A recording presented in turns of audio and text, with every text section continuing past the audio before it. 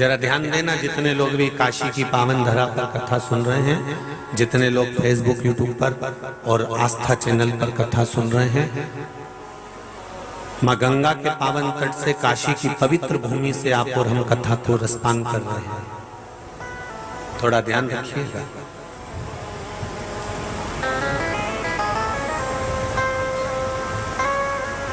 एक हाथ गलत जगह पर चले जाता है तो इस हाथ को भोगना पड़ता है।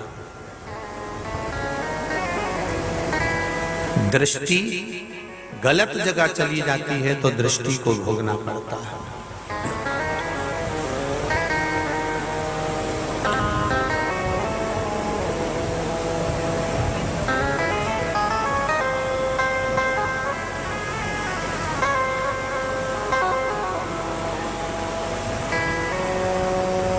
नेत्रों ने पेड़ के ऊपर लगे हुए आमों को देखा, नेत्रों ने पेड़ के ऊपर लगे हुए फल को देखा, आम को देखा।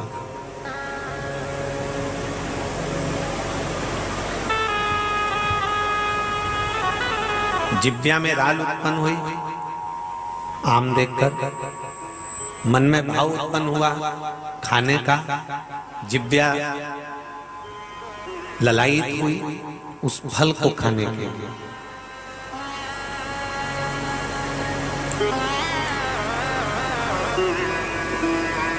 पैर चल कर गए उस फल को तोड़ने के लिए, चढ़ गए, हाथों ने तोड़ लिया, नीचे लेकर आए, जिह्वा ने खा लिया, दांतों ने भक्षण कर लिया, पेट में उतर गया, माली ने देख लिया, पकड़ के खूब धोया, माली ने पकड़ कर डंडे से पीठ को मारा। अब देखिए, पीठ को मारा गया, जिह्वा को स्वाद मिला, हाथ ने तोड़ा, पांव चलकर गया, जिन नेत्रों ने फल को देखा था रोना उन्हीं को पड़ा। ये निश्चित है, रोना उन्हीं को पड़ा। फिर कल वाला स्मरण करेंगे, मत बुरे कर्म कर बंदे वरना पछताएगा, भगवान की आंखों से तू बच नहीं पाएगा, तू बच नहीं पाएगा। अरे ओ अज्ञानी मत करना गानी, तेरे कर्म का फल भी तू ही पाएगा, जैसा किया तूने तेरे आगे आएगा।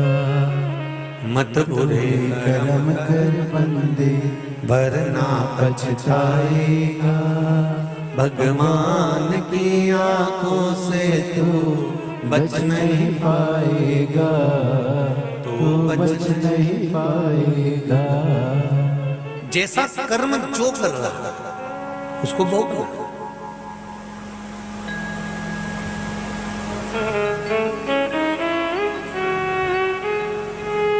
हमें ज्ञात नहीं हो पाता हमने पूर्व में क्या कर्म करा है, हमें ज्ञात नहीं हो पाता हमने पूर्व में क्या कर्म का भोग होगा है, हमें ज्ञात नहीं हो पाता कि हमने पूर्व में कौन सा कर्म अच्छा करा कि बुरा करा, हमें ज्ञात नहीं।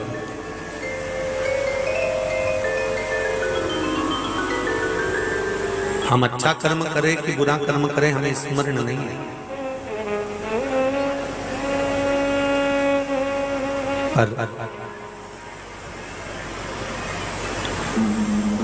एक दृष्टि भी अगर गलत जगह पर चली जाती है, एक दृष्टि भी गलत और पहुंच जाती है। भीष्म पितामह की दृष्टि गलत जगह चली गई थी, दृष्टि का दोष मूल है। आपकी जो दृष्टि गलत जगह पर अगर चली गई तो उसका भी दोष है, वो भी तकलीफ दे सकती। 56 दिन तक भीष्म पितामह बाणों की सैया पर केवल दृष्टि के दोष के कारण पड़े रहे।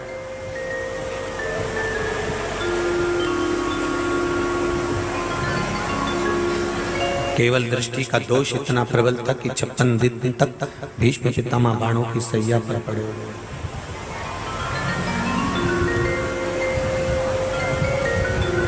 एक विचार करिएगा थोड़ा सा। तारकासुर ने वर मांगा था ब्रह्मा जी से कि मुझे वर दो कि मेरे प्राण न छूटे, मेरे प्राण ना जाएं, ये वर मांगा है। पर ब्रह्मा जी ने वर नहीं दिया। क्यों? क्योंकि ब्रह्मा जी ने कहा कि अगर मृत्यु लोक में आए हो तो मृत्यु निश्चित है, मरना तो पड़ेगा, ये बिल्कुल निश्चित है, मौत बिल्कुल निश्चित है।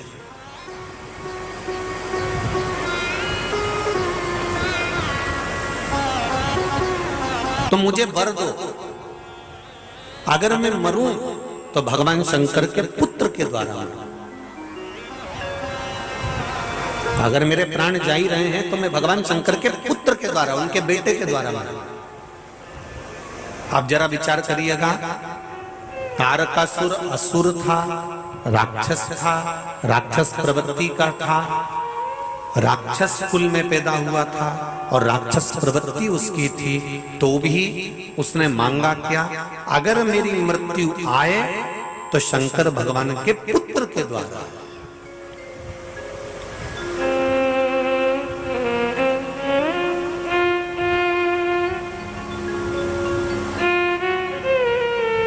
अगर मेरी मौत आए, अगर मेरी मृत्यु अगर आ भी जाए तो शिव जी के पुत्र के द्वारा मेरी मृत्यु, भगवान शंकर के पुत्र के द्वारा मेरी मौत सम्मुख में आ जाए।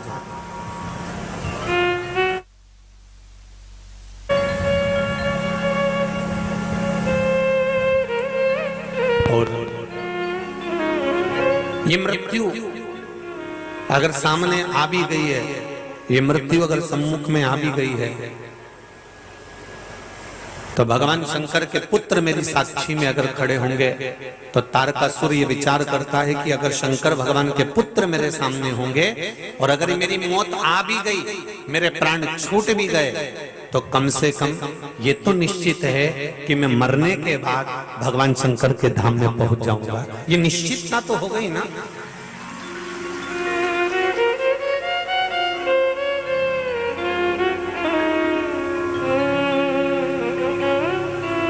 ये उसकी एक निश्चितता तो उसने कर ली ना कि मेरे अगर प्राण छूटे भी और मेरे प्राण गए भी तो मैं भगवान शिव के धाम पहुंच जाऊंगा। ये शिव महापुराण की कथा कह रहे हैं।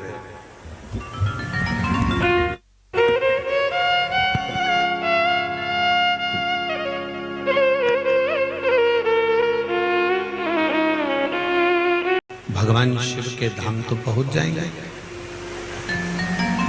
भगवान शंकर की चौखट तक तो पहुंच जाएंगे।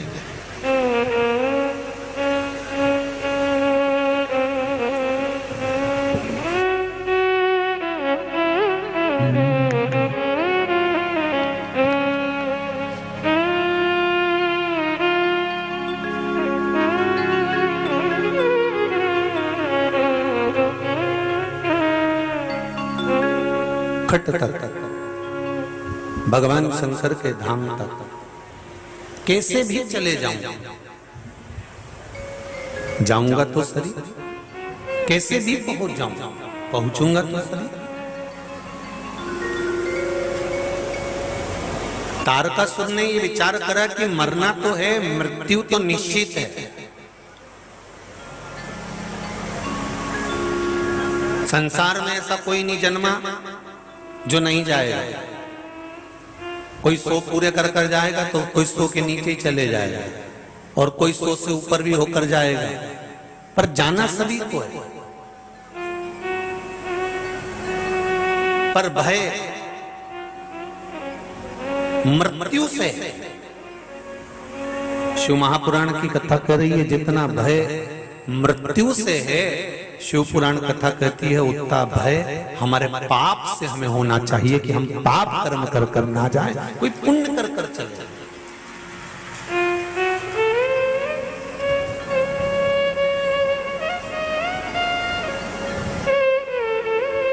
रावण भी मरा, कंस भी मरा, हिरण्यकश्यपु भी मरा, हिरण्याक्ष भी मरा, कितने सारे अगासुर, बकासुर, पूतना, ताड़का, कितने कितने कितने असुर हुए, सब मरे, सबके प्राण गए, कोई नहीं बच पाया, सब चले गए।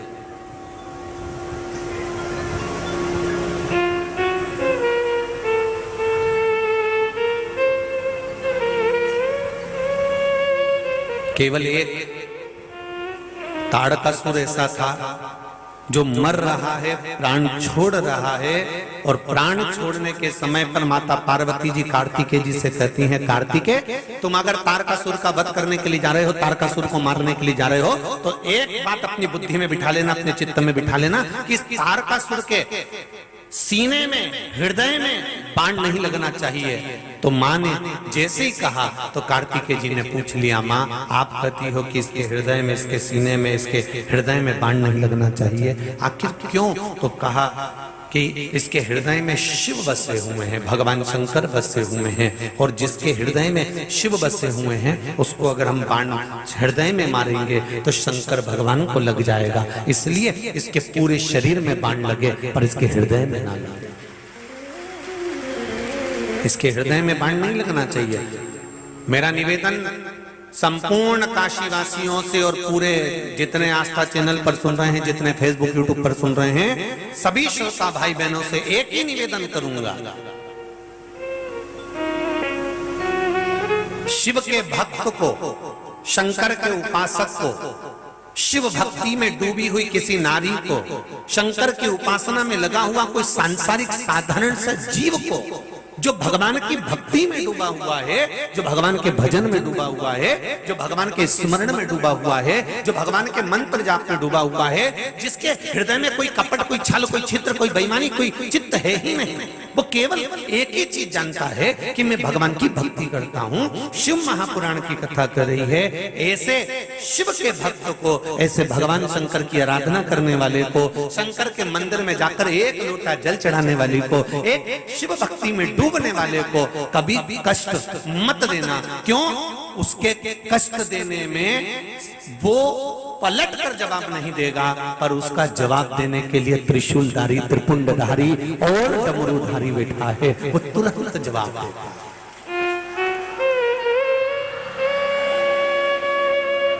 जवाब वो नहीं देगा, जवाब देगा तो देगा देव अधिदेव महादेव देव, दूसरा जवाब नहीं दे सकता। कितना सुंदर बात कही है। डलिया में, टोकने में गोबर के कंडे रखे हुए हैं। क्या रखे हुए हैं? अरे बोलो, जम के बोलो जरा। कंडे रखे हुए हैं टोकने में, और स्त्री ने बड़ा सुंदर श्रृंगार करा।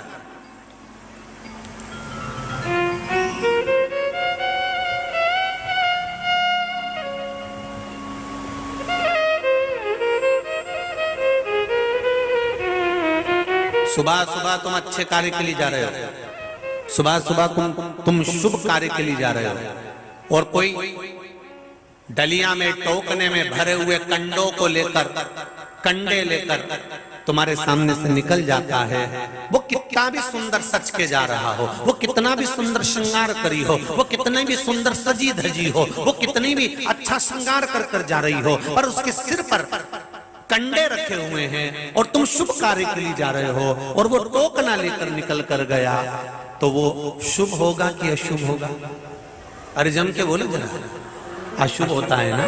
और एक जिसने श्रृंगारी नहीं करा, स्नान भी नहीं करा, मुंडा भी नहीं धोया, न काजल लगाया, न मांग का कोई भाव उसमें उत्पन्न हुआ, बस केवल वो सौभाग्यवती नारी, वो आनंद देने वाली नारी, वो नित्य सुंदरता में परिपूर्ण होने वाली, एक अखंड सौभाग्य रखने वाली नारी, जिसके मांग में सिंदूर है, हाथ में चूड़ा है, भले उसने श्रृंगार करा ना करा, और एक लोटा जल या एक तांबे का हंडा, स्टील का हंडा, मट्टी का हंडा माथे पर पानी का भरकर तुम्हारे सामने से निकल गई, तो वो शुभ होगा कि नहीं होगा? वो शुभ है। वो शुभ है, वो कंडे लेकर जा रही है, वो कंडे लेकर जा रहा है। कितना भी सुंदर क्यों ना हो, कितना भी सुंदर श्रृंगार क्यों ना करा हो, कितनी भी सुंदर सजी धजी क्यों ना हो, कितना भी सुंदर श्रृंगार उसने धारण करा क्यों ना हो, पर कंडा तुम शुभ कार्य के लिए जा रहे हो और वो डले में लेकर जा रही है, तो हमारे यहाँ कहा जाता है कि यह अशुभ हो जाता है। और कोई नारी अगर सिर पर भरा हुआ कलश लेकर जा रही है तो वो शुभ हो जाता है, भले वो कैसे भी हो, भले उसमें रूपवान है कि नहीं है, कुरूप है तो भी चलेगा, पर भरा हुआ हंडा को लेकर जा रही है। उसी तरह शिव महापुराण की कथा कर रही है कि तुम्हारी बुद्धि में कंडा भरा है कि शिव महापुराण का जल भरा है, ये वो देखेगा। तुम्हारी चित्त वृत्ति में, तुम्हारे मन में, तुम्हारे हृदय में, तुम्हारी चिदानंद में, तुम्हारी बुद्धि के अंतर्गत क्या भरा हुआ है, ये वो देखेगा। तुमने पूरी जिंदगी ऐसी निकाल दी लोगों की निंदा ढूंढते हुए, बुराइयां ढूंढते हुए, गलत काम करते हुए, तुमने पूरी जिंदगी ऐसी में निकाल दी कि केवल बुरों का साथ देते देते, तो वो देख रहा है कि इसकी बुद्धि में, इसके चित्त में अहंकार का कंडा भरा हुआ है, ये झुकना नहीं जानता। और जिसके हंडा भरा हुआ है भक्ति का, जल का, ज्ञान का, वो झुकना जानता है, वो शिव भी जानता है कि ये श्रेष्ठ है कि क्या गलत है।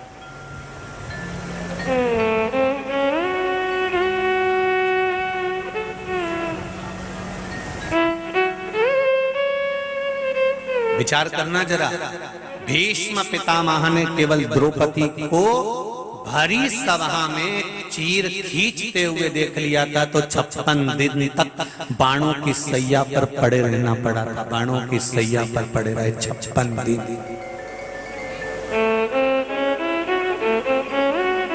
एक बात आप लोगों से कहना चाहेंगे, जिंदगी में बन सके तो अच्छा करने का प्रयास करना। कोई अगर गलत लिख रहा है, गलत देख रहा है, गलत कह रहा है, तो उस जगह पर आपको एक शब्द अच्छाई का जरूर लिख देना चाहिए कि तुम ये गलत कर रहे हो, तुम्हारी ये गलत सोच, गलत वृत्ति।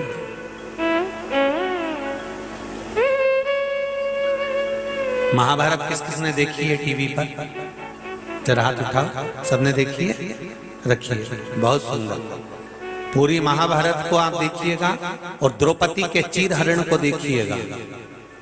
माता द्रौपदी के चीरहरण का जो चरित्र दिखाया गया, उसमें भरी सभा में सब कोई बैठे हुए थे, सारे सभासद उस सभा के अंतर्गत बैठे हुए थे, भीष्म पितामह उस सभा में बैठे हुए थे, पर भीष्म पितामह ने भी एक शब्द नहीं कहा। द्रौपदी सबसे पहले बिलखती बिलखती रोती हुई अपने काका ससुर के सामने गई और जाकर कहती है कि तुम मेरे काका ससुर हो, मेरे मेरे मेरे आज वस्त्र खींचा जा रहा है। काका ससुर कहते हैं मेरी आंखें नहीं है। गांधारी से कहा तुम मेरी काकी सास हो, तुम तो बोलो। तो कहती हैं मेरे नेत्रों पर पट्टी बंधी हुई है। वही गांधारी जब अपने बेटे को लोहे का बनाना था तो आंख की पट्टी खोल लेती है, और बहू पराई अगर वस्त्रविहीन हो रही है तो पट्टी नहीं खोल पाई। वही गांधारी अपने बेटे को अगर लोहे का बनाना था तो पट्टी खोल दी, और वहां द्रौपदी अगर वस्त्रविहीन हो रही है तो पट्टी नहीं खोल पाई। अब द्रौपदी रोती रोती भीष्म पितामह के पास गई। पितामह तुम हमारे घर के बुजुर्ग हो, तुम बड़े हो, तुम तो बोलो। और पितामह कहते मैंने दुर्योधन के घर का अन्न खाया है, मैं कैसे बोल सकता हूं?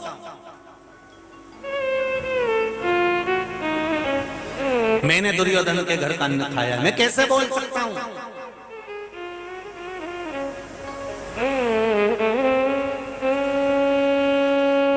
कैसे कहूं मैं, कैसे बोलूं मैं? और आप लोगों से भी निवेदन है, प्रतिदिन रोज शंकर भगवान के मंदिर में जल चढ़ाकर, शिव जी को जल चढ़ाकर उस जल का थोड़ा सा आचमन जरूर करा करो कि हमने किसी के घर का अगर खाया भी होगा तो शरीर में कोई गलत चीज ना प्रवेश कर जाए, हमारी बुद्धि ना बिगड़ जाए। उसके लिए रोज शिव जी के चढ़ा हुआ जल का आचमन करना जरूरी है। प्रतिदिन करो, प्रतिदिन।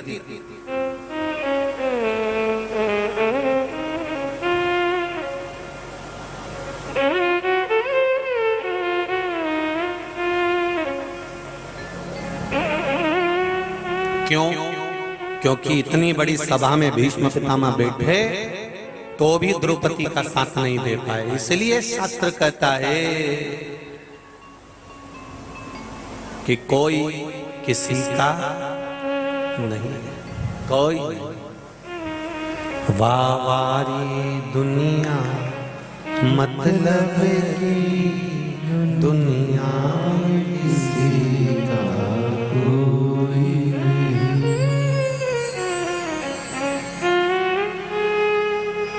श्री राम के संग हजारों सखा वनवास हुआ तब कोई नहीं। माता सीता के संग हजारों सखी जब हरण हुआ तब कोई नहीं। द्रौपदी के 5 पति थे संग जब चीर खींचा तब कोई नहीं। कौन होगा?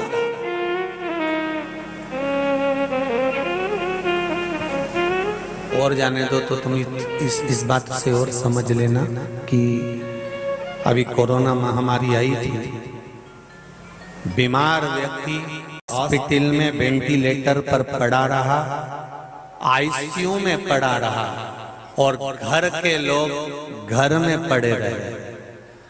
उस वेंटिलेटर पर डॉक्टर अपना काम कर रहा था, सिस्टर अपना काम कर रही थी, नर्स अपना काम कर रही थी और इन सब से ज्यादा अगर कोई काम कर रहा था तो वो आपका एक लोटा जल शिव का भजन कर रहा था।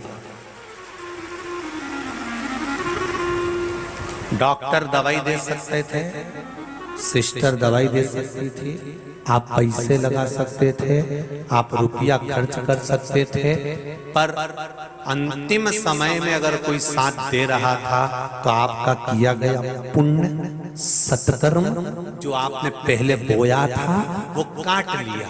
कई ऐसे थे जिनके दमे शुगर बीपी सब था, उसके बाद भी बचकर आ गए, और कई ऐसे थे जो जवान की जवान 40 साल 35 साल 42 साल हॉस्पिटल गए और मालूम पड़े निपट गए। क्या साथ दिया? तो कहा केवल तुम्हारा करा गया सत्कर्म तुम्हारे साथ दिया, पुण्य तुम्हारा साथ दिया, भजन तुम्हारा साथ दिया। उस पुण्य ने तुमको बचा कर लेकर वापिस आ गया, वो तुम्हारा पुण्य सत्कर्म भजन वो।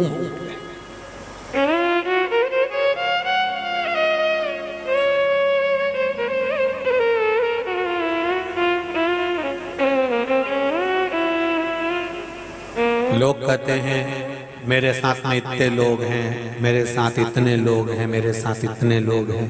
कोई किसी के साथ नहीं रहता, केवल तुम्हारे समय के साथ सब रहते हैं।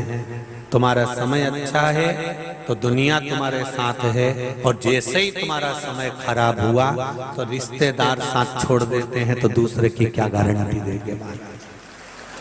समय अच्छा है तो 1000 लोग तुम्हारे लिए खड़े हुए हैं, समय अच्छा है लाखों लोग तुम्हारे लिए खड़े हैं। समय बेकार आया कोई किसी का साथ नहीं देगा, कोई समय मूल केवल समय।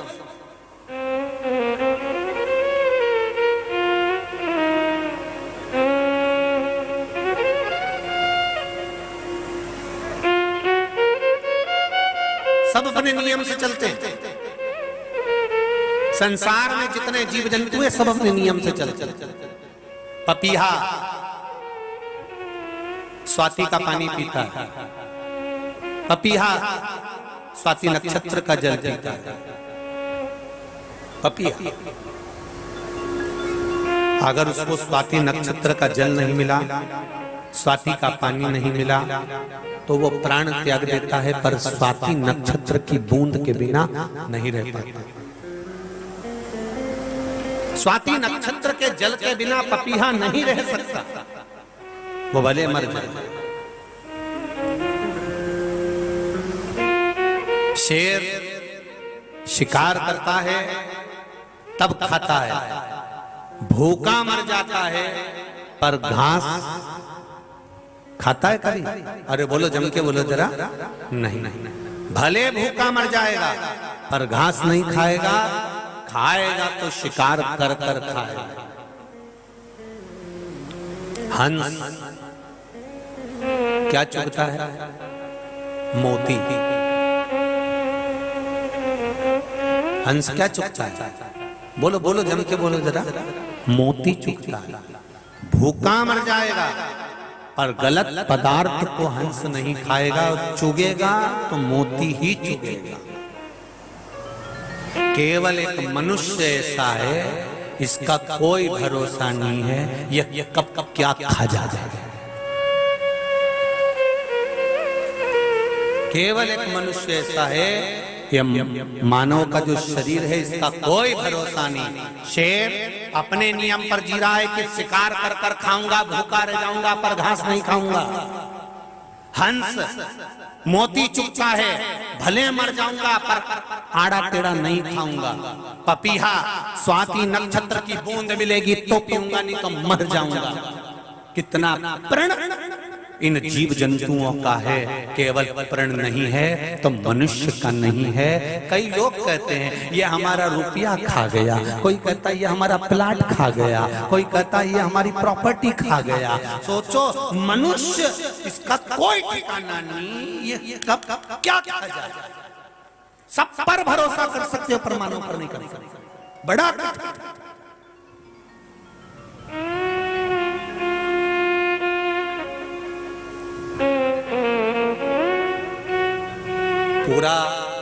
पूरा इतिहास उठाकर देखिए साहब, पूरा इतिहास उठाकर देखिएगा, सारे इतिहास में आपको मिलेगा कि कोई दूसरा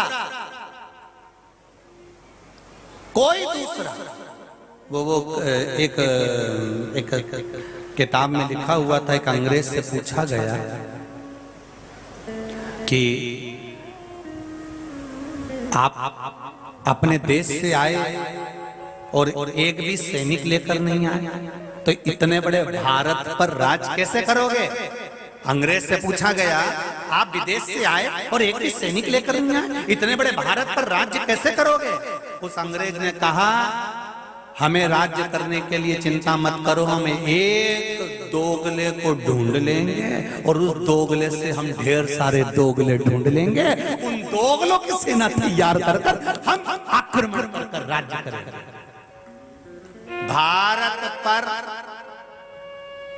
राज्य करना इतना सरल नहीं था जिस भारत की भूमि पर सोने की चिड़िया का आनंद था।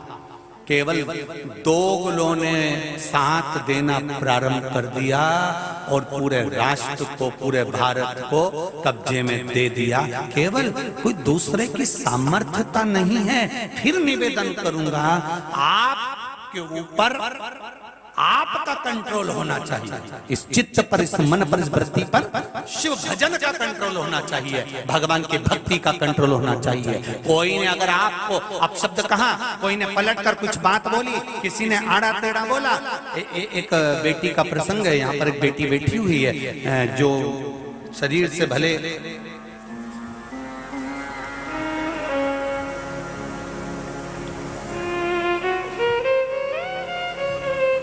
शिखा रस्तोगी, कहीं बैठी हैं?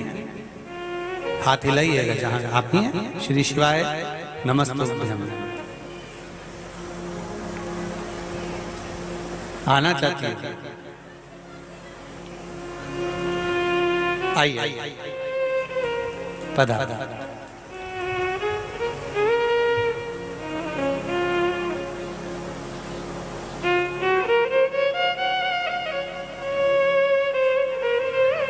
आपने लिखा है, मैं दिव्यांग हूं, शिखा रस्तोगी मेरा नाम है गुरुजी।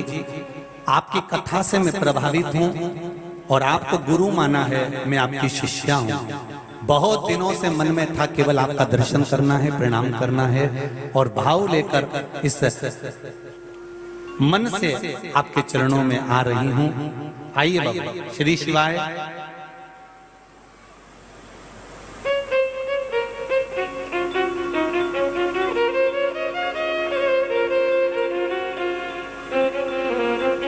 आपकी कथा टीवी पर निरंतर श्रवण करती हूँ, भाव से आपको गुरु मानकर कथा का रसतत्व करती हूँ। एक मजबूती मिलती है शिव पुराण से, वो आपके द्वारा प्राप्त हुई है। जोरदार ताली बजाएं इस बेटी के लिए।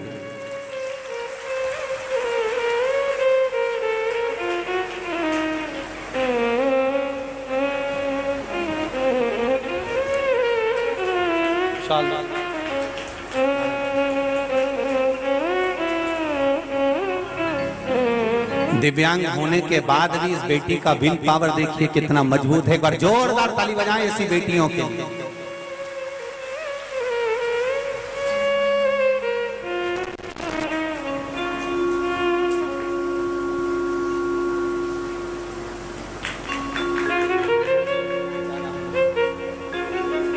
ऐश्वर्या जी आप भी आइए इनके साथ में, आज पधार। शंभू शंभू। दीदी का कहना है कथा से जो बल मिलता है उस बल का मैं क्या वर्णन करूं, एक जीवन का आनंद प्राप्त होता।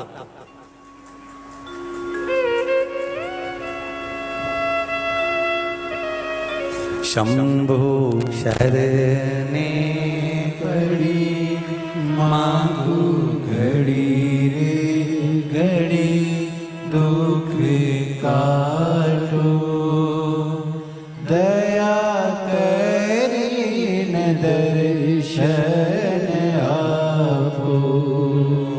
शंभु शरण पड़ी मांगू घड़ी रे घड़ी दुख काटो, दया करी न दर्शन आपो। एक बार बेटी के लिए जोरदार ताली बजाकर।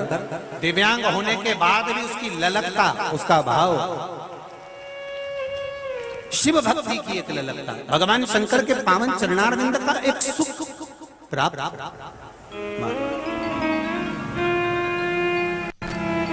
फिर कहूं मैं आपको, आपका विश्वास एक मानव का कोई भरोसा, एक जीव का भरोसा हो सकता है कि पपिया स्वाति नक्षत्र का जल पी लेता है, शेर शिकार कर कर भोजन करता है और हंस मोती को चुग लेता है, पर मनुष्य का कोई भरोसा नहीं, इसको जो मिल जाए वो भक्षण करने के लिए तैयार हो जाता है। यहाँ तक कब किसके साथ में क्या कर्म करे उसका कोई ठिकाना नहीं पड़ता। इसलिए शिव महापुराण की कथा कहती है कि मानव से ज्यादा मेरे महादेव पर भरोसा रखना प्रारंभ करो, वो जीवन भर साथ है, जीवन भर। दुनिया साथ भले छोड़ दे पर परमात्मा साथ नहीं छोड़ता। परमात्मा कभी साथ नहीं छोड़ेगा, वो अंतिम समय तक, अंतिम बिंदु तक हमारे साथ में रहता है, अंतिम क्षण तक।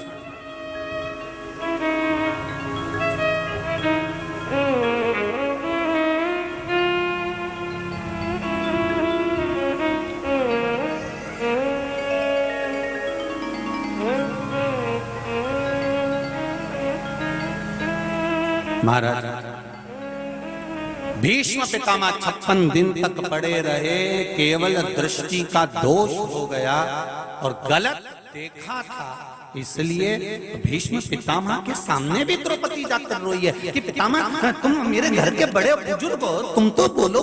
पितामह कहते मैंने दुर्योधन के घर का अन्न खाया है, मैंने दुर्योधन के घर का अन्न खाया है, मेरा एक निवेदन है, तुम भोजन करो, पर एक दिन में एक बार नियम बना के रखो कि घर का व्यक्ति अगर कोई एक लोटा जल शिव जी के पास लेकर जा रहा है तो घर के व्यक्ति से कह देना कि वहां जल चढ़ाकर थोड़ा सा जल लेकर आना और हम सबको देना। क्यों? आचमन करने से अगर शरीर में कुछ गलत चले भी गया होगा तो उसका बुद्धि पर कोई प्रभाव नहीं पड़े, मेरा महादेव संभाल ले और मेरा चित्त अच्छा है, मेरा चित्त श्रेष्ठ।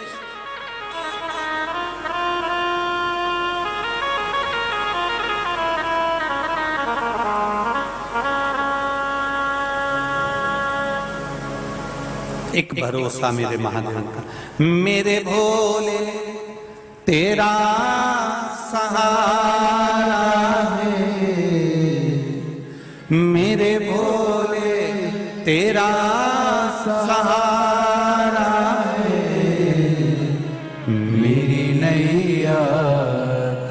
तू किनारा है।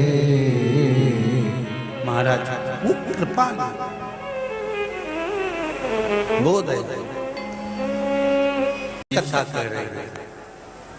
रोती हुई द्रौपदी ने भीष्म पितामह से कहा, पितामह ने साथ नहीं दिया। गुरु द्रोणाचार्य से बोली, गुरुजी ने साथ नहीं दिया। गुरुजी ने एक बात जरूर कही कि बेटी द्रौपदी, तेरा गुरु साथ नहीं देगा, यहाँ सभा में बैठा हुआ कोई तेरा साथ नहीं देगा। अंत समय में साथ देने के लिए केवल एक है, जो मंत्र तुझे मिला है उस मंत्र का जाप करना प्रारंभ कर दे, वो तेरा साथ दे जाएगा। केवल उस मंत्र का जाप करो। लाखों की संख्या में आप लोग आए हैं। हमें तो ऐसा लग रहा था कि करवा चौथ का इंतजार कर रहे थे बस, कि ये निकले और हम पहुंचे।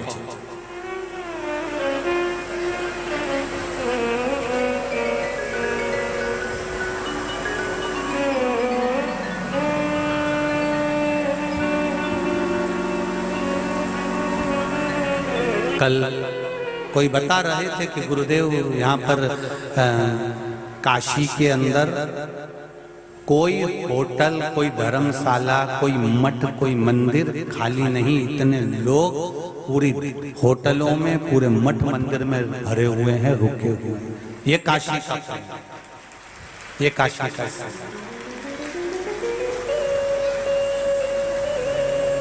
रखो।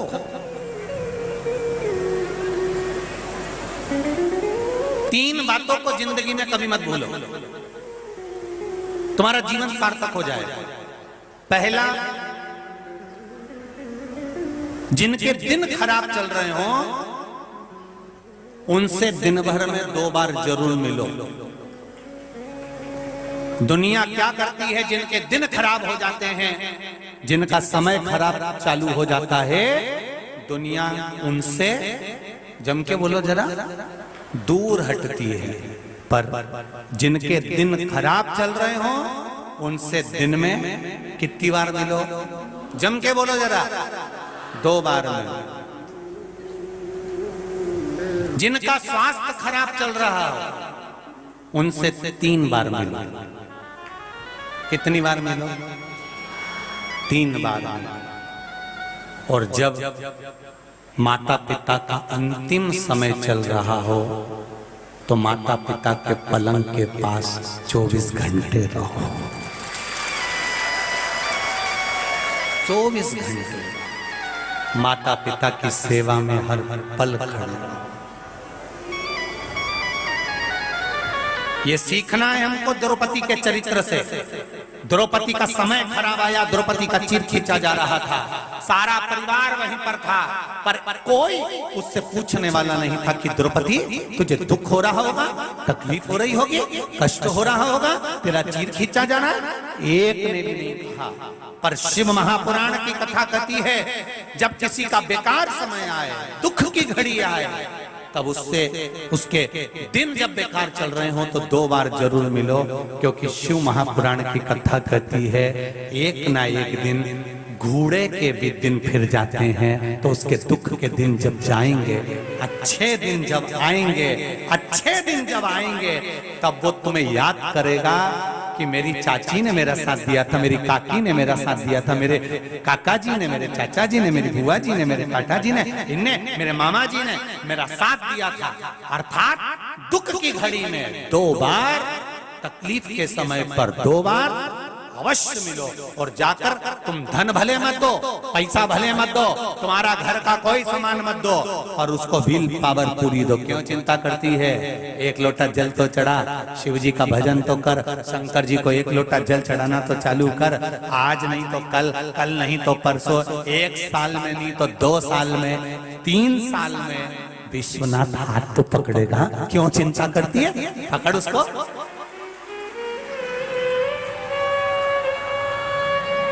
ये इतना बड़ा पत्र लिखा है किसी ने, देखिए।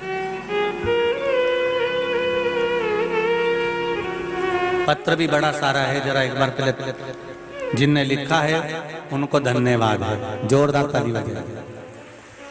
पत्र भी बड़ा सा है।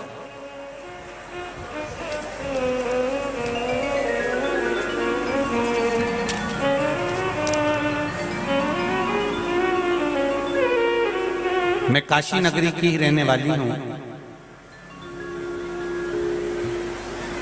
भवानीपुर है मेरा नाम। विजय लक्ष्मी मिश्रा, पति अवधेश मिश्रा।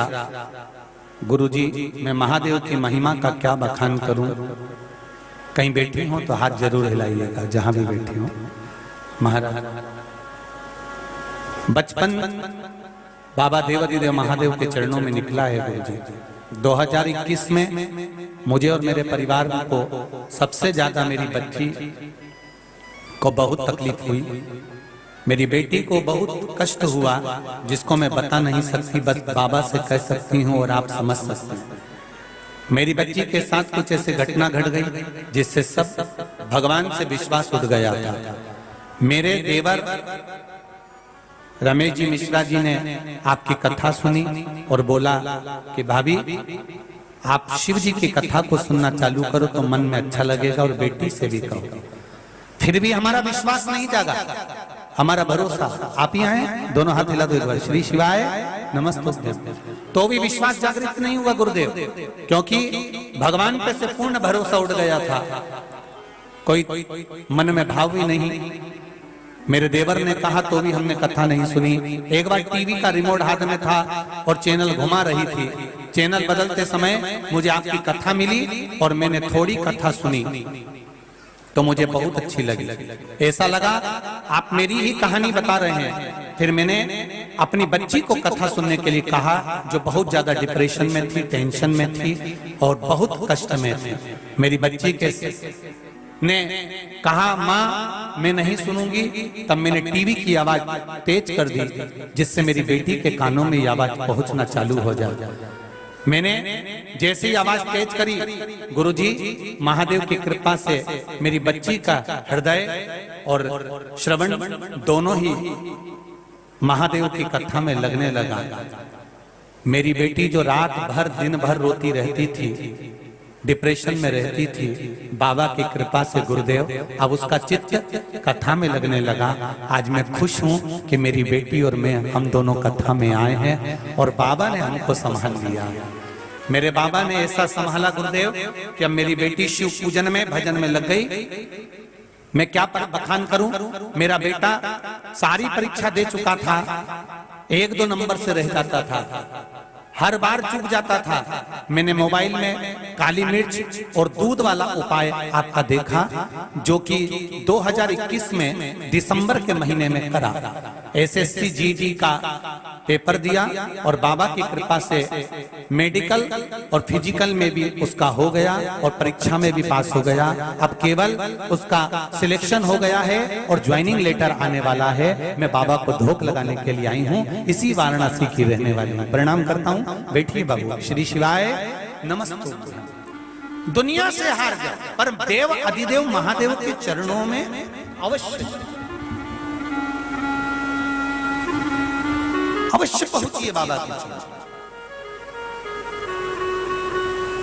महाराज, जब दुख की घड़ी हो, कष्ट की घड़ी हो, किसी के साथ में अगर कुछ दुख आया है तो शिव महापुराण की कथा कहती है उससे कितनी बार मिलना।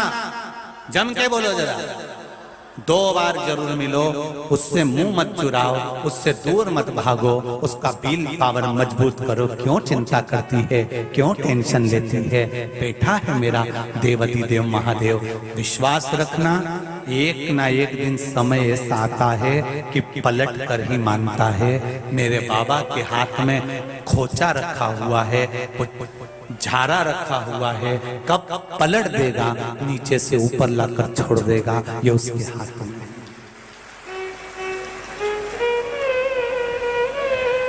दुख की घड़ी किसी की है तो 2 बार जरूर मिलो। किसी का स्वास्थ्य खराब है तो बोलो जम के, जरा जम के बोलो, 3 बार अवश्य मिलो। और जब माता पिता का अंत समय है प्राण छूटने का समय आ गया है, लग रहा है कि अब इनका शरीर साथ नहीं दे रहा, इनको अब किसी की जरूरत नहीं, केवल दुआ की जरूरत है। और अब डॉक्टर ने भी हाथ छोड़ दिए हैं, तब माता पिता की सेवा में 24 घंटे लग जाओ। क्यों? उसका एक कारण शास्त्र कहता है, जो बुजुर्ग माता पिता प्राण त्यागते हैं और उनकी सेवा में जो लगा रहता है, जब जीवन की घड़ी बढ़ती चली जाती है, समय निकलते चले जाता है, और जब तुम बूढ़े होगे तो तुम्हें किसी की जरूरत नहीं पड़ेगी, भगवान तुम्हारी खटिया के पास 24 घंटे मिलने वाला। 24 समय बड़ा। कई लोग कहते हैं हमारे माता पिता बड़े बेकार हैं, कोई कहता है हमारे माता पिता ऐसे हैं, पक्षपात करते हैं, हमारे माता पिता के साथ हमें नहीं रहना, हमें तो अलग होना है। अब भी अलग होना है। रोज अपने माता पिता के पास जाकर कहते हैं मुझे अलग कर दो, अलग कर दो, अलग कर दो। प्रतिदिन कहते हैं, वो भेद करते हैं, वो अपशब्द कहते हैं, ताने देते हैं, आ टेढ़ा बोलते हैं। बोले केला खाया है? अरे बोलो तो सही, केला देखा है, खाया है?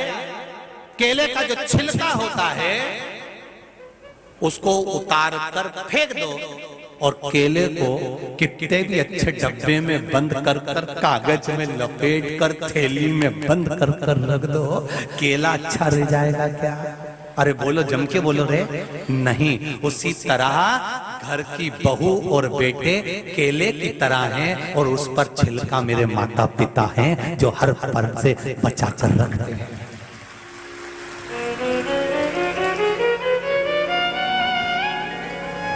छिलका काला हो गया, छिलका बेकार हो गया, पर केला अंदर से बेकार नहीं हुआ। माता पिता भी बूढ़े हो गए, बुजुर्ग हो गए, शरीर बेकार हो गया, बोलने की आदत हो गई, सुनना नहीं पड़ता, आंखों से देखना नहीं पड़ता, जरा जरा सी देर में माता पिता चिल्ला देते हैं और बहू और बेटों को गुस्सा आ जाता है। समझो कि ये छिलका बेकार क्यों हुआ? अंदर के केले को सही रखने के लिए छिलका खुद बेकार हो गया। माता पिता खुद बूढ़े हो गए, केवल तुम्हें संभालने के चक्कर में।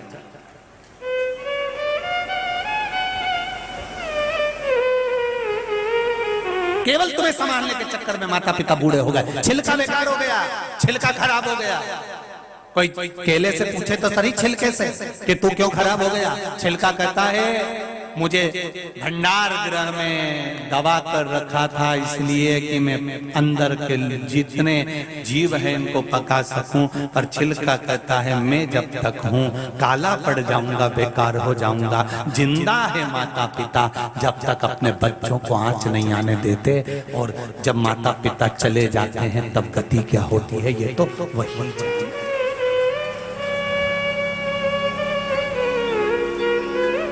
गति वही।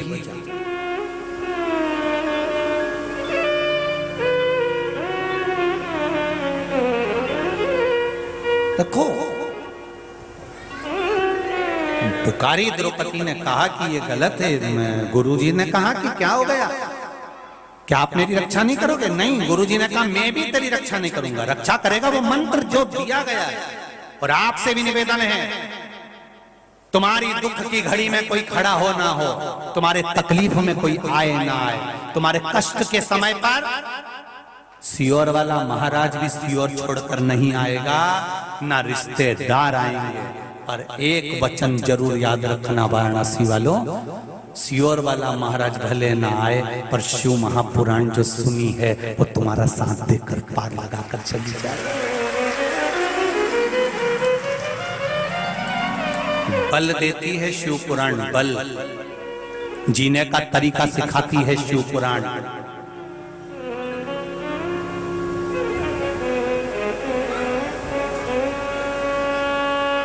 जीने का तरीका सिखाती है शिव पुराण, बल प्रदान करती है शिव पुराण। जब दुख की घड़ी आए, थोड़ी देर के लिए मोबाइल चालू करना और शिव पुराण निकाल लेना, और शिव पुराण निकालकर कोई सी भी शिव पुराण निकालकर आधा घंटा के लिए सुन लेना कि में अभी आधा घंटा कथा सुनती हो, उसमें कुछ ना कुछ निकलेगा जरूर, और तुम्हारा मार्ग निश्चित होगा। ये निश्चितता है। कल कथा में कहा था, वक्ता वही होता है जो श्रोता का वक्त बदल दे।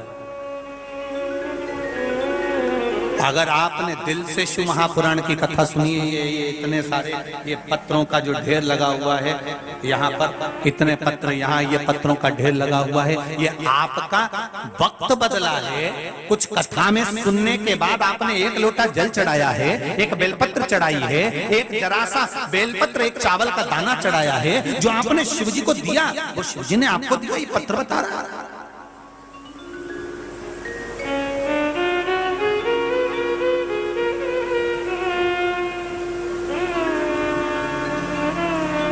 ये पत्र निश्चित कर रहा है आपका विश्वास शिव बढ़ा रहा है।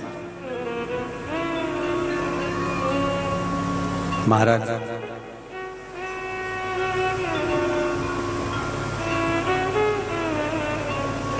तीन चीजें अपने जीवन में उतार कर रखना, बुरे वक्त में 2 बार जरूर मिलो। कभी भी वक्त बदल सकता है उसका, ठिठोली नहीं करना है, उस पर हंसना नहीं है।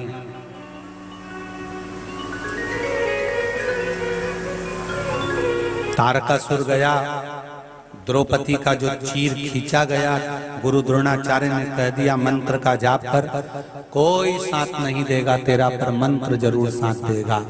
आप भी ध्यान रखना, गोस्वामी तुलसीदास बाबा ने, हमारे संतों ने, भगवंतों ने, महंतों ने इस राष्ट्र में, भारत की भूमि पर जो पैदा होने वाले, भारत की भूमि पर जो जन्म लेने वाले, भारत की भूमि पर प्रकट होने वाले संतों ने एक ही बात कही है कि भजन, चित्त, स्मरण, कीर्तन में आपका मन लगा कर रखना, क्योंकि दुख की घड़ी में सब साथ छोड़कर चले जाएंगे, पर भजन तुम्हारा साथ नहीं छोड़ेगा। अंत समय तक वो साथ देने वाला है, अंतिम बिंदु तक साथ देगा।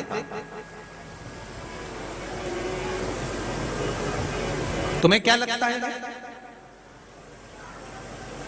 एक बार कभी मन में विचार करना, घर में कोई मर जाता है, परिवार में कोई मर जाता है, साग पूड़ी सब्जी नुक्ती लड्डू गुलाब जामुन दही बड़ा रायता ये सब बैठ कर खा रहे हैं। जो किसी के मरने पर पूड़ी सब्जी रायता खा रहे हैं, क्या वो तुम्हारा साथ दे देंगे? अरे बोलो तो सही, तुम भी मरोगे फिर खा लेंगे।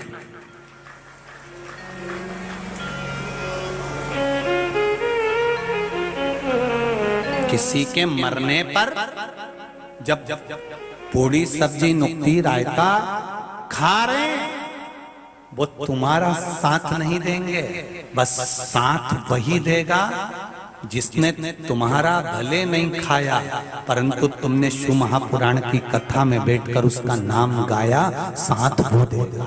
खाया का नहीं, गाया का साथ। एक मरा तो खाया, 2 मरे तो खाए, तुम जाओगे फिर खाने बैठ जाएंगे, कोई मतलब नहीं। कभी किसी ने आकर, किसी रिश्तेदार ने, मैं तो कहूंगा यहाँ पर उन्होंने, वो बहन ने लिखा है कि मेरे देवर ने आकर कहा कि शिव महापुराण की कथा आ रही है, भाभी सुनो तो सही, बेटी को भी सुनाओ, रोना बंद करेगी, उसको कथा सुनाओ, उसके जीवन में दुख आया वो निपटेगा, आप उस कथा तो सुनो, मन हल्का होगा। भाभी उसको भी कथा सुनाओ। ऐसे देवर होना चाहिए, ऐसी देवरानी होना चाहिए, ऐसे जेठ जेठानी होना चाहिए, ऐसी ननन नंदोई होना चाहिए, ऐसी बेटी और दामाद होना चाहिए, ऐसे बेटा और बहू होना चाहिए, ऐसे माता पिता, ऐसे सास ससुर होना चाहिए, जो अपने परिवार वालों से कहें कि शिव महापुराण की कथा आ रही है, थोड़ी देर बैठ के सुनो, हमारा जीवन तर जाएगा। ऐसा परिवार का सदस्य होना चाहिए। परिवार वालों ने, वो देवर ने ये नहीं कहा कि बेटी को एक काम करो कि घुमा कर लिया, थोड़ा मन हल्का हो जाएगा, टीवी दिखा लो, फिल्म दिखा लो, मन हल्का हो जाएगा। नहीं, उसने कहा शिव महापुराण की कथा आ रही है, थोड़ी देर बैठकर सुनो। और एक हम, थोड़ा सा भी जीवड़े में दुख हुआ, थोड़ी सी तकलीफ आई, थोड़ा सा कष्ट आया, पत्नी को गाड़ी पे बिठाया, चल थोड़ी देर फिल्म देख लेंगे, मन हल्का हो जाएगा। अम्मा कौन सा मन हल्का हुआ? मूंगफली खाया, आधा घंटा टाइम बर्बाद करा, घर पे आके बैठ गया, और आज मेरा मन अच्छा नहीं है, तो मालूम पड़े मदिरा की दुकान पर पहुंच गया। क्यों रे, मन बेकार था तो मदिरा पीना थी कि शिव महापुराण पीना थी?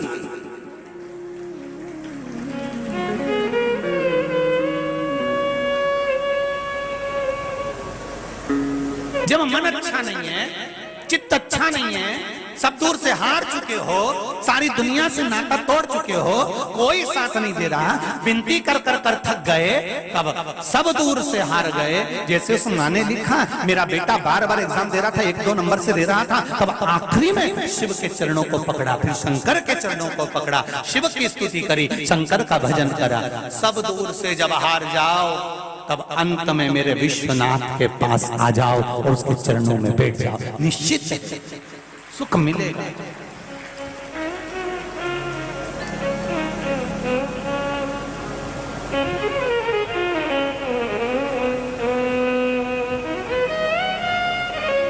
क्यों भटक रहे हो?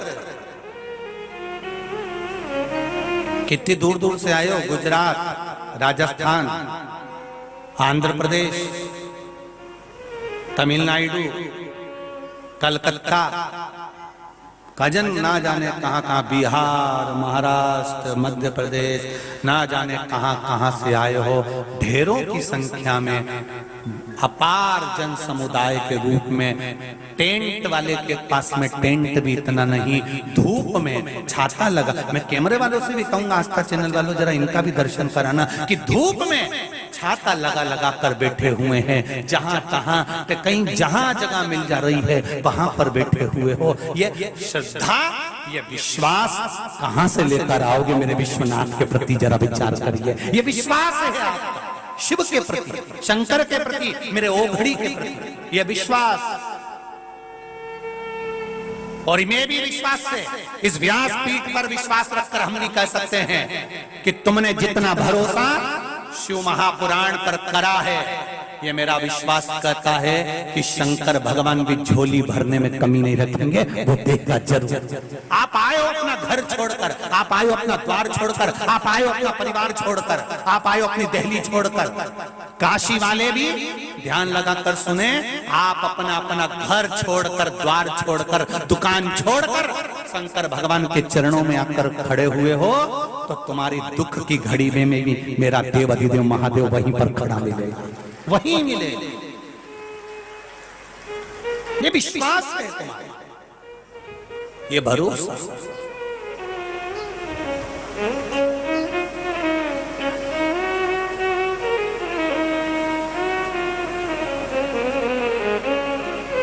मैंने तेरे ही भरोसे,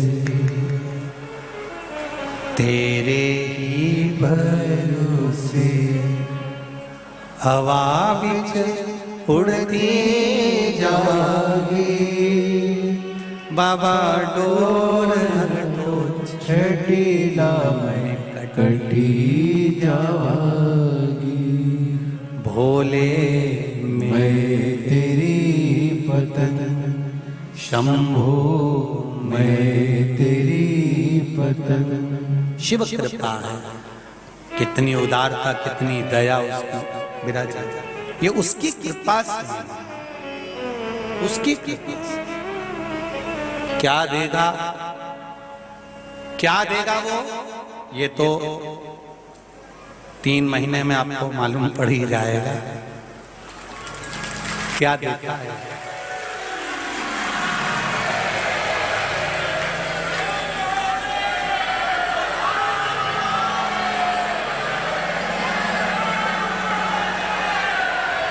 कह रही है, गुरु द्रोणाचार्य ने समझाया। उसी तरह तारकासुर के संहार के समय पर माता पार्वती जी ने कार्तिकेय को समझाया, इसके हृदय में चोट ना लगे। जिसके हृदय में शिव बैठा हो, शंकर बैठा हो, कोई शंकर की आराधना करता हो, शिव का भजन करता हो, निष्कपट भाव से, बिना दिखावे, सब सत्य बोलकर अगर कोई शिव की आराधना कर रहा है, उसका मन कभी मत दुखाना, नहीं तो जिंदगी नरक जैसे निकल जाती है। उसका हृदय कभी ना दुखा। जो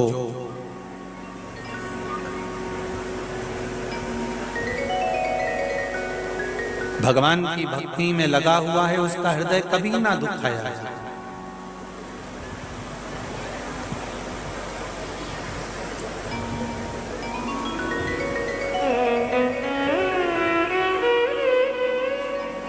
पुलिस की भी एक सीमा होती है,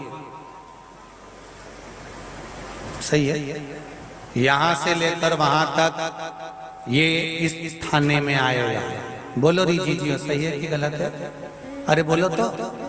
कहीं कहीं तुमने जाते समय रास्ते में देखा होगा यहाँ की पुलिस की सीमा समाप्त, यहाँ से दूसरा थाना लग, बोलो सही है। पुलिस की भी सीमा होती है कि उनके क्षेत्र में अगर कोई कार्य हो रहा है तो जवाबदारी उनकी, और क्षेत्र चेंज हो गया तो जवाबदारी दूसरे की। हमारे थाने के अंतर्गत ये नहीं आता, हम इस मामले में नहीं बोलेंगे। पुलिस की एक सीमा होती है, प्रशासन की एक सीमा होती है, डॉक्टर की एक सीमा होती है, आटा भरने के डब्बे की भी एक सीमा होती है, अलमारी की भी एक सीमा होती है, पंडाल की भी एक सीमा होती है। बस सीमा नहीं होती तो मेरे महादेव की नहीं होती, वो विस्तार विस्तार। वो ये नहीं देखता कि कौन सी सीमा में हो तो। प्रशासन देखेगा, पुलिस देखेगी, ये मध्य प्रदेश का है कि यूपी का है कि गुजरात का है कि राजस्थान का है। हर एक समय की सीमा, हर एक व्यवस्था की सीमा होती है, पर महादेव के कोई सीमा नहीं। और देख लो पूरी दुनिया में दिन में मुर्दे जलते हैं, पर मेरे विश्वनाथ की नगरी में तो रात भर मुर्दे जलते हैं, कोई सीमा।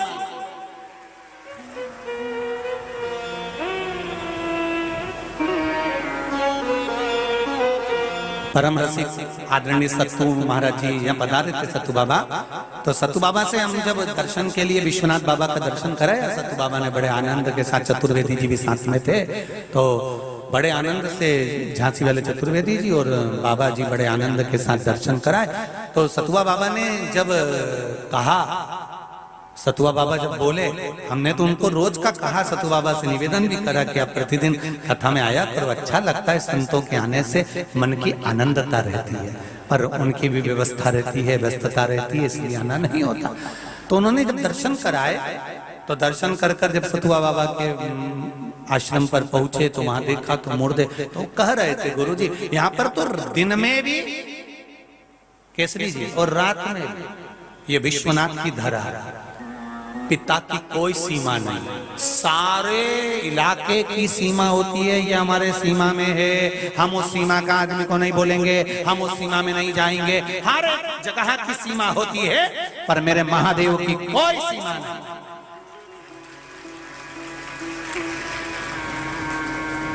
कोई कहते हैं इन देवता का भजन करो लक्ष्मी आएगी, इन देवी का भजन करो लक्ष्मी आएगी, कोई के इन देवता को भज लो ऐसा होगा, तुम्हारे ये बेकार चल रहा है, ये ग्रह बेकार चल रहा है, इस देवता को भज लो जो अच्छा होगा। शिव महापुराण की कथा कहती है सारे देवता महादेव में भरे पड़े, सारे देव देव में भरे, सारे चंद्रमा, सूर्य, राहु, केतु, मंगल, ये मंगल की उत्पत्ति शनि, जिस शनि का पांव में चोट लग गई, वो शनि भटक रहा है, देवऋषि नारद के पास गए कि मैं कहाँ जाऊं, मेरा पांव कहाँ ठीक होगा, तो क्या विश्वनाथ चले जाए, वहां क्या करना पड़ेगा, शिवलिंग की स्थापना कर, पूजन कर। वो शनि महाराज ने आकर यहाँ पर स्थापना कर कर पूजन चालू कर दी। वो शनि शिव की आराधना करे, तो शनि ने भी शंकर भगवान से कहा, प्रभु शंकर जी ने पूजा मांग क्या चाहिए, बस कृपा कर दो। शंकर जी बोले चिंता मत कर, जो मेरा नाम ले उससे थोड़ा दूरी बना के रहना, बस और कुछ भी नहीं चाहिए। ये किसकी इज्जत है? या कोई सीमा नहीं, कोई सीमा नहीं।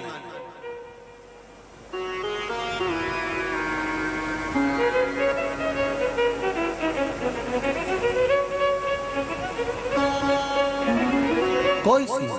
अभी पूरे काशी वालों से पूछना, ये समय गंगा जी के घटने का है कि बढ़ने का है, पूरे काशी वालों से पूछना, घटने का है कि बढ़ने का है? घटने का है ना, फिर काय को बढ़ गई? उसको भी मालूम है मेरे घाट पे गंगा हो रही है तो बन के आई कथा सुनने के।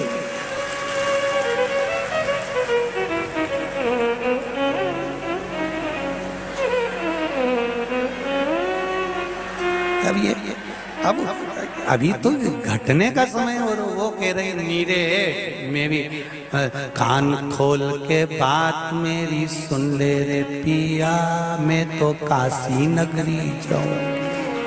अब वो भी सुनने के लिए हृदय धारण कर कर चित्तानंद कर कर पहुंचे, जहाँ घटने का समय में बढ़ गई, सब चक्कर में पड़े। और आपसे भी निवेदन है, रात्रि को यहाँ विश्राम नहीं करना, अपने अपने जहां मौका मिल जाए वहां जाके सो दादा। चलो तुम्हारा मन जहाँ कोई मठ मंदिर होटल धर्मशाला वहां जाओ, सुनो सो आओ, भजन चित्त महाराज। अब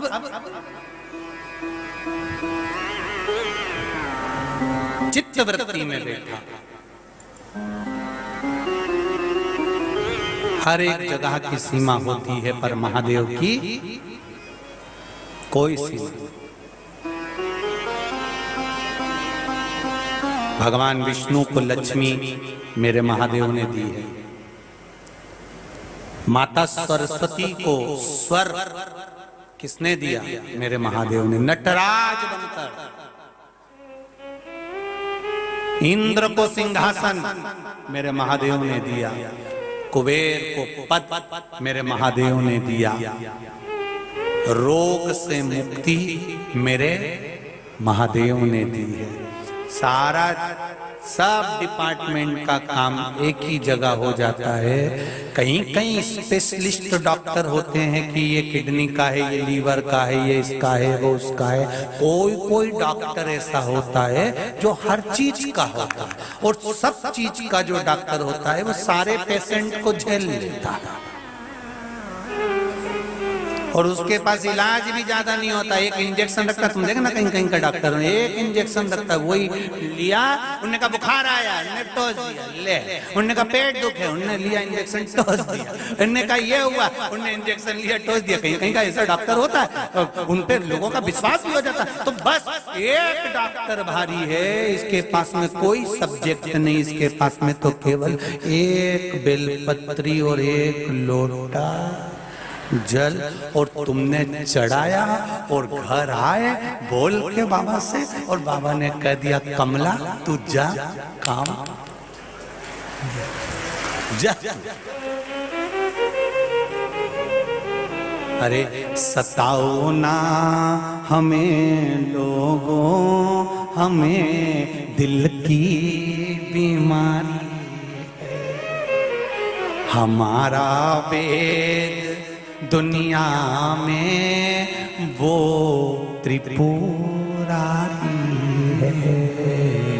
एक वेद है, एक डॉक्टर, वो केवल शिव है, शंकर ओ घड़ी। पर मेरे शिव जी कहते मुझे दिखावा प्रिय नहीं है।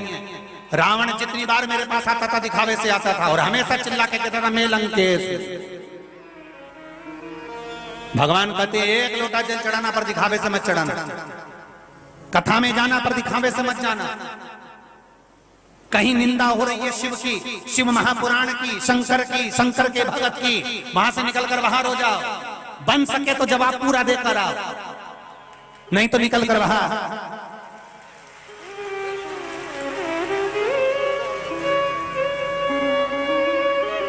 श्रेष्ठता का वचन, कोई जवाब। शिव कथा तेरे, तारकासुर मरा, उसके 3 पुत्र थे, तारकाक्ष, विदुम्माली, कमलाक्ष के। इन तीनों ने भगवान ब्रह्मा जी से वर मांगा कि हमारे मौत ना हो, हमारे प्राण ना छूटे। ब्रह्मा जी ने कहा देखो भाई तुम्हारे पिताजी भी मरे हैं, मरना तो पड़ेगा, मृत्यु लोक में आए हो, और ये वो लोक है जिसका नाम है मृत्यु लोक। मृत्यु लोक का मतलब होता है कि मृत्यु को आएगी। तुम ब्रह्मलोक में पैदा हो जाते मृत्यु नहीं आती, तुम वैकुंठ लोक में पैदा हो जाते हैं मृत्यु नहीं आती, पर तुम पृथ्वी पर आए हो। राम भगवान का अवतार हुआ तो राम जी को भी जाना पड़ा, भगवान कृष्ण का अवतार हुआ, भगवान कृष्ण को भी जाना पड़ा। कोई तुमसे कह दे कि तुम्हारी जिंदगी में मैं दुख नहीं आने दूंगा, तो समझ लेना कि कुछ गड़बड़ी है। क्योंकि शिव पुराण की कथा कह रही है कि कर्म का भोग तो भोगना पड़ता है। मतलब पृथ्वी पर जन्म लिया है तो दुख तो आएगा, ये निश्चित है। कोई तुमसे कि मैं बैठा हूं दुख नहीं आएगा, मैं ऐसा कर दूंगा दुख नहीं आएगा, मेरे पास आओ 5 बार 4 बार 3 बार मेरे पास पहुंचो, मैं तुम्हारे लिए ऐसा कर दूंगा, सब गलत, सब गलत, सब प्रपंच, सब प्रपंच। केवल केवल एक शिव। वो कहता मेरे पास में ढोंग नहीं चलता, प्रपंच नहीं चलता, अहंकार नहीं चलता, छल नहीं चलता। तू जैसा है कड़प। शंकर भगवान का एक भगत था, कड़प, वन में रहता था, वन में।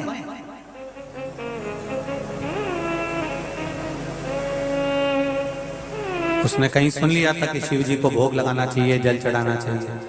मुंह में पानी भर के ले जाता था, हाथ में मांस ले जाता था, शंकर भगवान पर चढ़ा किया जाता था।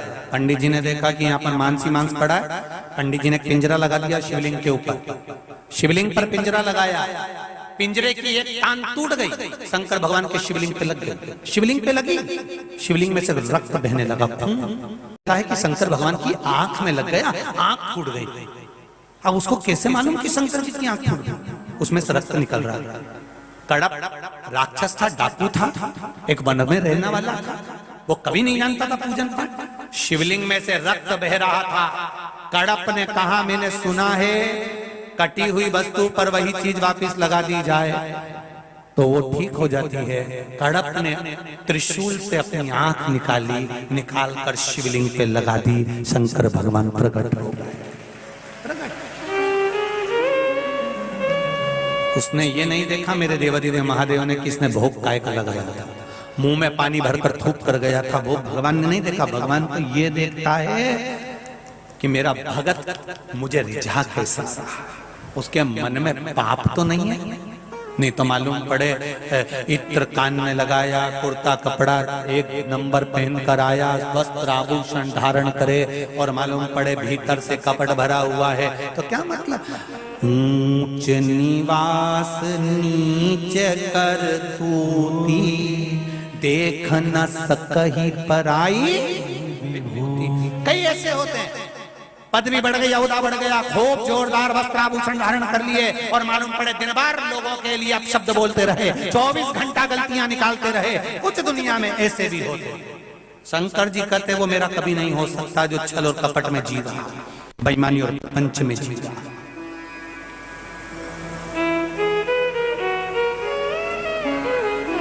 कोई गलत बोले आप पलट कर जवाब दीजिए, पलट कर, पीछे नहीं हटना, पलट कर बोलिए। कब तक सुनेंगे हमारे देवादिदेव महादेव के लिए? कब तक सुनेंगे? क्या होता है शंकर जी पे जल चढ़ाने से? मत चढ़ाओ, कौन ने कहा तुम जल चढ़ाओ? हमारा मन करता हम चढ़ाते, तुम्हें कौन कहता? चित्त वृत्ति शिव में लगे। तारकाक्ष, विदुम्माली, कमलाक्ष की तीनों आए। तीनों ने ब्रह्मा जी से कहा वर दीजिए हमारे प्राण न छूटे। ब्रह्मा जी ने कहा मृत्यु लोक में आए हो तो मरोगे जरूर निश्चित है, तो वर दे दो, 3 पुरी का निर्माण कर दो अलग अलग। हम तीनों मरे तो एक साथ मरे, अलग अलग हमारे प्राण न छूटे। ब्रह्मा जी ने कह दिया तथास्तु। भगवान ने देखा ये बहुत उपद्रव मचा रहे हैं, अलग अलग जगह पर जाकर रह रहे हैं। शिव जी ने कहा इनके लिए कुछ करना पड़ेगा। शंकर भगवान ने देवताओं को पशु बना दिया, शिव जी पशुपति नाथ बन गए और शंकर भगवान पशुपति नाथ बनकर एक बड़े नंदी का रूप लेकर शिव जी दौड़ पड़े। सारे 33 कोटि देवी देवता पशु बनकर दौड़े। इधर से तारकाक्ष को, विदुम्माली को, कमलाक्ष को निकाला, एक जगह इकट्ठा करा। शंकर भगवान ने दोनों सीन तारकाक्ष विदुम्माली में दिए। इतने में कमलाक्ष के पीछे से आकर फरसा उठाकर शिव जी का सिर काट दिया। भगवान जो नंदी के रूप में थे, बड़े नंदी का रूप धारण करे हुए थे, शंकर भगवान का सिर कटकर नेपाल में गिर गया, धड़ केदार में गिर गया, नीचे दबे चारों पांव, ऊपर का भाग रह गया। केदारेश्वर में आज भी नंदी का अग्र भाग दिखाई देता है। केदारेश्वर आज भी कई लोग कहते हैं भगवान शिव ने फिर तारकाक्ष, विदुम्माली, कमलाक्षी को अपना असली स्वरूप धारण कर त्रिशूल से मार दिया, तीनों समाप्त हो गए। शिव जी का नाम पशुपति नाथ पड़ गया।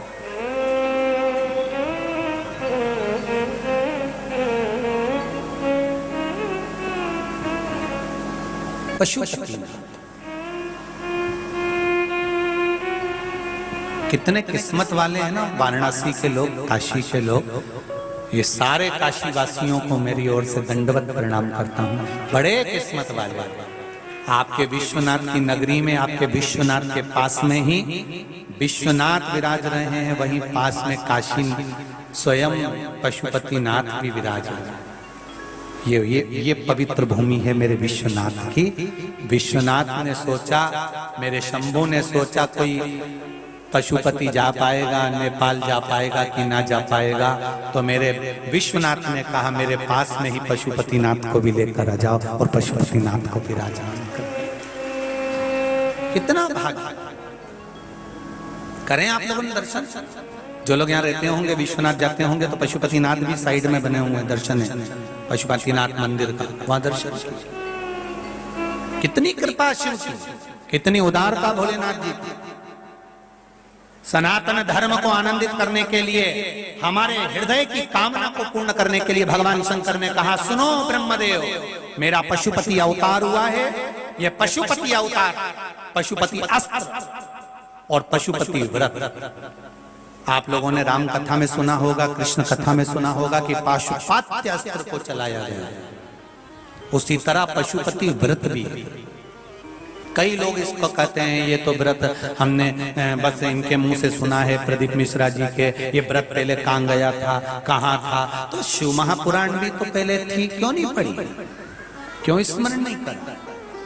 पशुपति व्रत की महत्वता शिव महापुराण में, पशुपति अस्त्र की महत्वता, पाशुपत्य अस्त्र की महत्वता शिव महापुराण में है। और उसका स्मरण करिए। पशुपति व्रत करने वाले को बस इतना ध्यान करना है, 5 व्रत होते हैं। कितने व्रत होते हैं?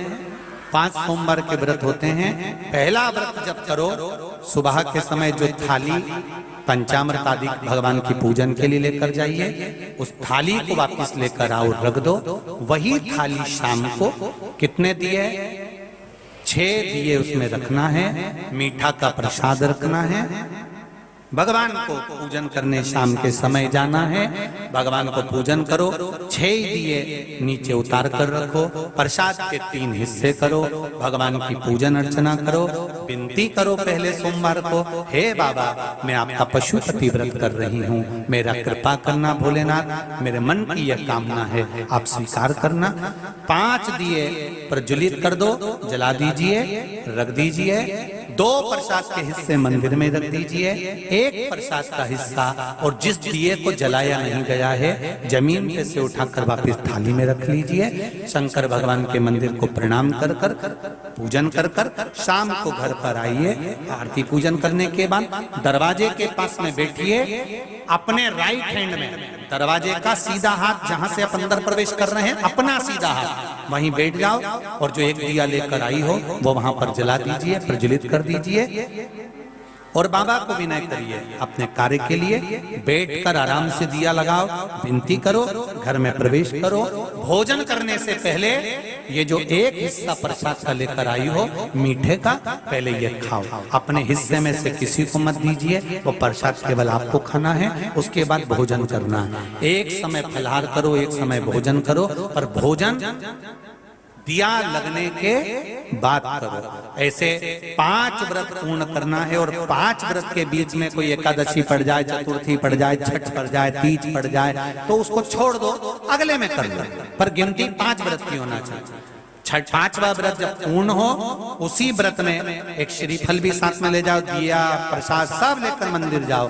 108 चावल के दाने या बेलपत्र या फूल की पंखड़ी, जो भी 108 वस्तु तुम्हारे पास में हो, बाबा जो दे दे वो शिव जी को चढ़ाकर नारियल भेंट रखकर बाबा से विनती कर कर, आज मेरे 5 व्रत पूर्ण हुए हैं बाबा, आप मेरे मन की कामना पूर्ण करना। बाबा से निवेदन करो, प्रसाद का एक हिस्सा ले, दिया ले और अपने दरवाजे पर प्रकट कर कर जलाकर अंदर प्रवेश करो, बाबा आपकी मनोकामना पूर्ण करेगा। ऐसे 5 व्रत पशुपतिनाथ के होते हैं। पशुपति मंदिर एक ही लेना, ये नहीं कि सोमवार को ये मंदिर पे कर ली, अगले सोमवार को वो मंदिर में कर ली, नहीं। मायके में कर रहे हो तो मायके में करो, ससुराल में कर रहे हो तो ससुराल में करो, पर एक ही जगह से होना चाहिए। पशुपति व्रत का महत्व वर्णन किया, आगे कुंदकेश्वर महादेव का स्मरण कराया। भगवान कुंदकेश्वर पधार रहे हैं, जोरदार ताली बजाकर स्वागत करें भगवान कुंदकेश्वर महादेव का दर्शन। बोल विश्वनाथ भगवान की जय। बड़े भाव से आनंद से जोरदार ताली बजाकर कुंदकेश्वर महादेव का दर्शन का भाव प्रकट करेंगे। और कल कथा का वही आनंद लेते हुए गणेश रिद्धि सिद्धि के मंगल विवाह का प्रसंग सुनेंगे। जो लोग भाव भक्ति से कथा का तत्व ग्रहण कर रहे हैं, वो अपने जीवन को सार्थक कर रहे हैं। एक निवेदन, भारी संख्या में, लाखों की संख्या में आप लोग आए हैं, जब अपने घर के लिए जाएं, गाड़ी धीरे धीरे चलाएं, आराम से चलें। गंगा मैया के तट पर कोई ना जाए, क्योंकि पानी का जल स्तर बढ़ रहा है, इसलिए गंगा के घाट पर कोई नहीं जाएगा। बड़े आनंद के साथ आप लोग आरती के बाद धीरे धीरे अपने गंतव्य की ओर प्रवेश करेंगे।